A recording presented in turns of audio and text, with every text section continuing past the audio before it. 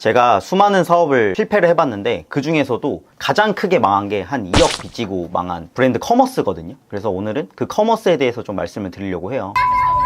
この番組はご覧のスポンサーの提供でお送りします。 커머스가 뭐 흔히 얘기하는 스마트 스토어 이런 거 말씀하시는 거죠? 네, 커머스가 뭔지 모르실 것 같아서 설명드리면 쉽게 보면 유통입니다. 그래서 특정 브랜드를 만들어서 어떤 제품을 판매를 하거나 아니면 다른 사람이 만든 제품을 내가 갖다 팔 수도 있는 거고요. 아니면 내가 직접 제품을 기획을 해서 유통을 할 수도 있는 거죠. 그러니까 쉽게 보면 커머스는 그러니까 유통이다 이렇게 생각하시면 될 것 같아요. 대표님 근데 어떻게 하다가 커머스 시작하게 되신 거예요? 제가 원래 물류 회사를 다녔거든요. 물류 회사에서 창업을 하려고 보니까 물류는 돈이 엄청 많이 들어요. 창업을 할 수 있는 구조가 아니더라고요. 그래서 어떻게 해야 창업을 할 수 있는지 사업을 하고 싶은지 모르니까 그냥 유튜브에 찾아봤죠. 누구나 그렇듯. 근데 그때 당시에 스마트 스토어로 돈을 버는 게 엄청 유행했었어요. 그래서 그러다 보니까 나도 이거 한번 해봐야겠다 라고 생각해서 스마트 스토어로 커머스를 했는데 보통은 위탁 판매를 하라고 하거든요. 그래서 남의 제품을 내가 위탁으로 받아서 판매만 하는, 그러니까 재고를 내가 사는 것도 아니에요. 그 다음에 재고를 사입해라, 재고를 사라, 그 다음에 내 브랜드를 만들어라, 이렇게 보통 3단계로 나누거든요.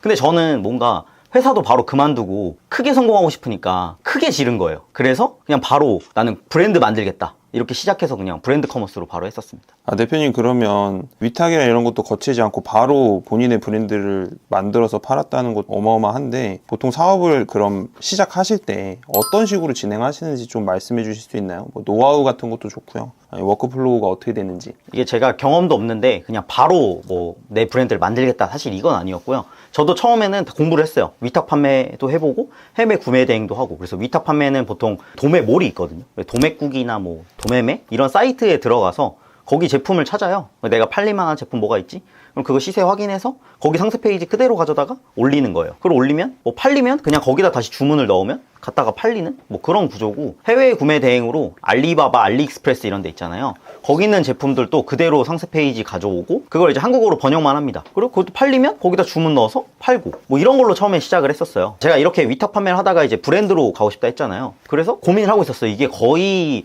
회사를 그만두고 한 2년, 1년 반, 1년 이상 됐을 때 이제 막 불안하기 시작한 거예요. 위탁 판매 이런 걸로 뭐 돈도 안 되는 것 같고, 그리고 이게 위탁 판매의 특성상 경쟁자가 들어오기가 너무 쉬워요. 나만의 독점성을 가져갈 수가 없거든요. 그래서 난 브랜드로 가야 되는데 이런 고민을 하고 있었는데, 지금 저희 회사 그 부대표가 제 친구예요. 근데 친구가 이제 저랑 같이 이런 얘기를 나누다가 어느 날 그런 얘기를 한 거예요.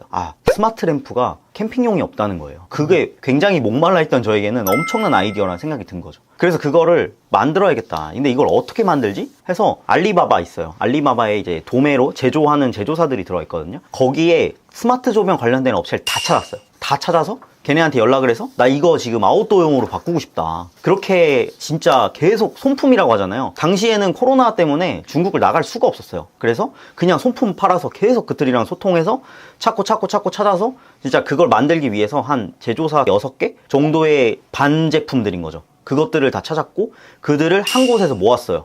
이게 다 원격으로 하는 거예요. 원격으로. 그냥 영어로 막 그 사람 번역기 써가지고 사람들한테, 특정 제조하는 회사한테 연로 다 보내. 걔네들이 다 조립해, 포장해, 이거 시켜가지고 제품을 만든 거죠. 실제로 원격으로 그냥 다 채팅으로 다 소통해가지고 제품을 초반에 그럼 5개 정도를 미리 제작을 해보셨다는 말씀이실까요? 그러니까 특정 제품을 하나를 만들기 위해서 그 안에 부품들이잖아요. 이걸 조립하는 거기 때문에 부품 5개의 공장을 컨트롤한 거예요. 이 제품 하나를 만들기 위해서. 한 공장에서 완제품이 바로 나오는 게 아니니까.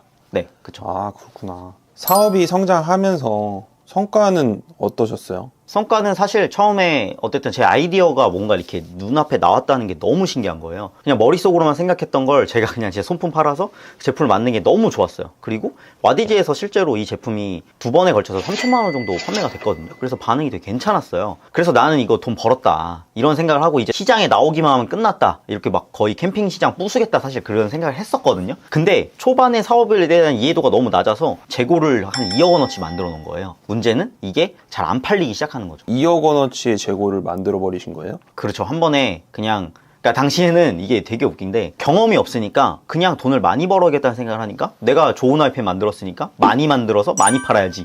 그러니까 그냥 마케팅비 뭐 여기 운영하는 비 이런 생각도 안 하고요. 대출 받아서 영끌해가지고 그냥 재고만 2억 원어치 만들어 놓은 거죠. 초반에 와디즈에서는 잘 됐었다라고 말씀하시는 거 보면 결국엔 잘 안 된 건데 왜 그게 실패하게 됐다고 생각하시나요? 그냥 와디즈 같은 경우는 와디즈라는 플랫폼이 있었기 때문에 되게 잘 됐다고 생각을 하고, 그래서 저는 이걸 그냥 상세 페이지를 사이트에다 올려놓으면 사람들이 와서 와 사겠다 이런 생각을 한 거죠. 근데 문제는 마케팅을 해야 되더라고요. 근데 마케팅에 대한 예산도 아예 없었고, 마케팅을 어떻게 해야 되는지도 개념이 전혀 없어서 그냥 만들어 놓고 기다리고 있는 거죠. 안 팔리는 거예요. 그러면 실제로 이렇게 사업을 하시려는 분들도 지금도 엄청 많잖아요. 이 꿈을 가지고 하시는 분들이. 이런 분들이 그런 사업을 시작하기 전에 이것만큼은 좀 주의했으면 좋겠다, 이런 게 좀 있을까요? 저는 이걸 딱 10배수 법칙이라고 얘기를 하거든요. 무슨 사업을 하려면 그 똑같은 사업을 내가 10번을 할 수 있어야만 하는 게 맞다고 생각을 해요. 예를 들어서 내가 1000만 원이 있어요. 그러면 대부분이 난 1000만 원짜리 사업을 할 거야 이런단 말이에요. 근데 그게 아니라 저는 그걸 100만 원짜리를 10개 할 겁니다. 그럼 저는 제 생각에는 분명히 한 번 하면서 배우는 게 진짜 많거든요. 그래서 차라리 100만 원짜리 10개 해서 그 중에 한 번은 무조건 성공을 한다고 생각을 해요. 저는 주변 사람들한테 늘 얘기하는 게, 네가 그 사업을 10번 할 수 있냐. 근데 이런 생각 하실 수도 있어요. 나는 예를 들어 아까 100만 원짜리 사업이 있어? 이런 생각을 할 수도 있단 말이에요. 근데 문제는 사람이 그걸 인정을 하면 거기서 분명히 방법을 찾더라고요. 저 같은 경우도 빚이 2억이었잖아요. 마케팅비를 쓸 돈도 또 신용대출을 거기 더 받아서 마케팅비를 쓸 정도로 진짜 영끌 오브 영끌을 했거든요. 근데 그리고 나서 제가 지금 이 사업이 아닌 제가 지금 다른 사업을 시작할 때 돈이 있었겠어요? 돈이 한 푼도 없었죠. 그렇기 때문에 그냥 노트북이랑 그냥 내 몸뚱아리 가지고 할 수 있는 사업을 했단 말이에요. 이게 사람이 벼랑 끝에 몰리면 거기에서 해답을 찾더라고요. 그래서 지금 제가 하는 사업은 사실 자본이 필요가 없어요. 요즘 뭐 무자본 하면 또 위험하다고 하니 소자본 노트북 정도랑 최소한의 비용 한 100만 원? 있으면 저는 무조건 할 수 있다고 생각합니다. 실제로 제가 그렇게 해서 올라왔고, 자본이 없어도 된다라는 거죠. 굳이, 그러니까 자본 때문에 내가 사업을 못해라는 게 싫다는 거예요. 그거는 이게 핑계 중에 하나지 않을까. 분명히 제가 책을 진짜 좋아하는데 김승호 회장님도 돈 한 푼 없이 올라가신 분이고요. 정주영 회장님 그 시설에 돈이 있어서 한 게 아니에요. 분명히 자본이 없이도 사업을 키울 수 있다. 다만 속도가 느릴 수 있거나 아니면은 좀 더 남들보다 노력을 더 많이 해야 되는 거는 맞아요. 그래서 자본을 무조건 있어야 되는 건 아니다. 이번 영상에서는 제가 그 수많은 실패한 사업 중에서 특히 가장 크지만 가장 많이 얻은 커머스 사업에서 말씀드렸고요. 아마 이거 보시는 분들 중에서도 스마트 스토어 지금 하려고 준비하시는 분들 분명히 계실 거예요. 그분들은 꼭 이 영상 보셔가지고 저 같은 실수를 하지 않으셨으면 좋겠습니다. 그래서 이 영상이 도움이 되신 분들은 구독, 좋아요, 그리고 공유 해주시면 감사하겠습니다. 다음 영상에서는 지금 영상보다 더 퀄리티 있는 도움이 되는 영상으로 가져오겠습니다. 감사합니다. 저는 마케터가 아닙니다. 마케팅에 미친 사업가입니다.